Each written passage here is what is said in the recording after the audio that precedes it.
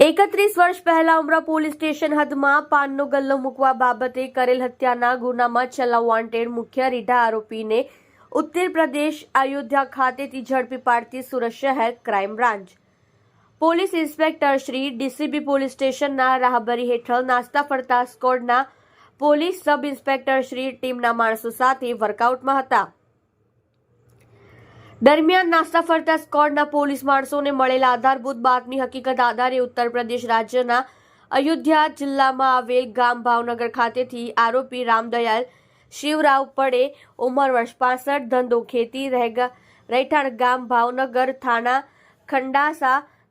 તાલુકો મિલકીપુર જિલ્લો અયોધ્યા ઉત્તર પ્રદેશને પકડી પાડવામાં આવેલ છે। મજકૂર આરોપી ઉમરા પોલીસ સ્ટેશન ફર્સ્ટ ગુના નંબર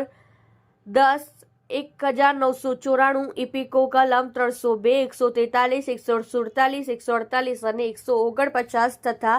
બીપી એક્ટ કલમ 135 મુજબના ગુનામાં વોન્ટેડ હોય તેના વિરુદ્ધ કાયદેસરની કાર્યવાહી હાથ ધરવામાં આવેલ છે। ઉપરોક્ત ગુનાના કામે હકીકત એવી રીતની છે કે આ ગુનાના ફરિયાદી શ્રી લક્ષ્મણભાઈ રેવાભાઈ ભરવાડ રહેઠાણ ભટાર આઝાદનગર ઝુંપડપટ્ટી સુરત નાઓનો મોટો ભાઈ રામુભાઈ નાઓ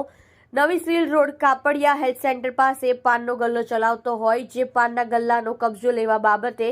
પકડાયેલ આરોપી અને તેનો અંગત મિત્ર ડાકુવા રંકનિધિ પ્રધાનનો ઝઘડો તકરાર ચાલ્યા હતો,